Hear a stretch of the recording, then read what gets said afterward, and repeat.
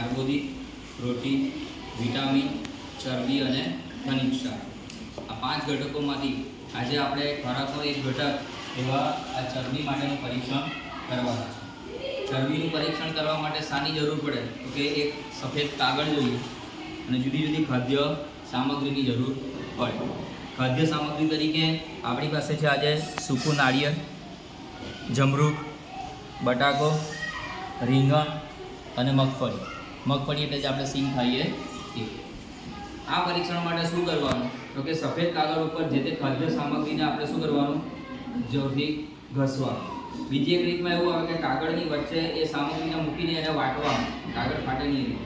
પછી કાગળને કાઢીને જોવાનું. જો તમે ઘસ્યું હોય અને તેલ જેવો ડાઘો જોવા મળે તો તમે કહી શકો કે એમાં ચરબી હાજર છે, બરાબર. પણ તેલ જેવો ડાઘો જોવા ન મળે તો આપણે કહી શકીએ કે એમાં ચરબી હાજર નથી. જ્યારે શાકભાજી જેવા કોઈ ખાદ્ય સામગ્રીને લઈશું અને ઘસીશું, શરૂઆતમાં તમને ડાઘો જોવા મળશે, પણ તમે એને થોડો સમય સૂકો રાખી મૂકશો તો એ ડાઘો ગાયબ થઈ જશે. એ એમાં પાણીની હાજરી બતાવે છે, એમાં ચરબીની હાજરી બતાવતું નથી. આજે સૂકું નાળિયેર છે એને સફેદ કાગળ પર ઘસીશું. દાબીને ઘસો, ફરીથી ફરીથી.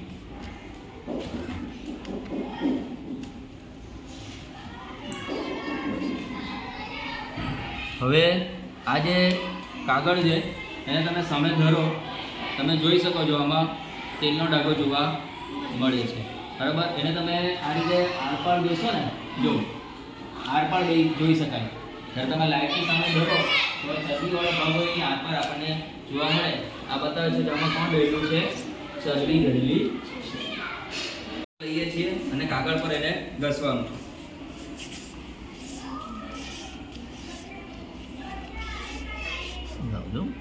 આમ બસ આમ.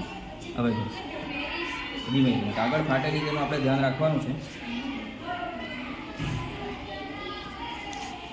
બસ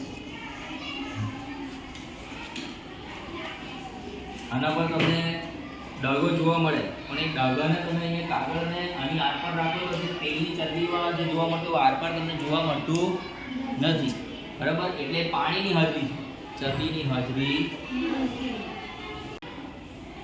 બટાકાને કાગળ પર ઘસીએ.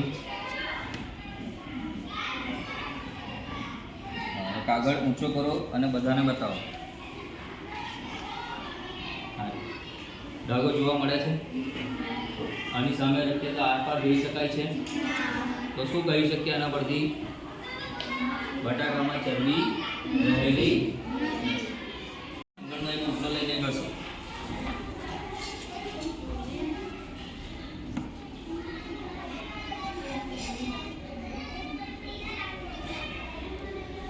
કાગળ દોરો, બતાવો સામે. આમ ડાઘો જોવા મળે છે ના? તમે સામે મૂકો તો આરપાર જોઈ શકો છો ના? તો શું કહીશું આના પરથી, રીંગણમાં ચરબી હાજર નથી. એને કાગળ પર આ રીતે ઘસવાનું.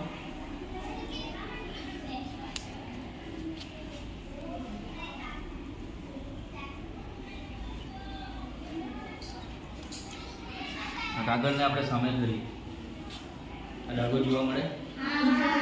તમે આરપાર જોશો તો જોઈ શકો છો. એ શું બતાવે, મગફળીમાં કોણ હાજર છે, ચરબી.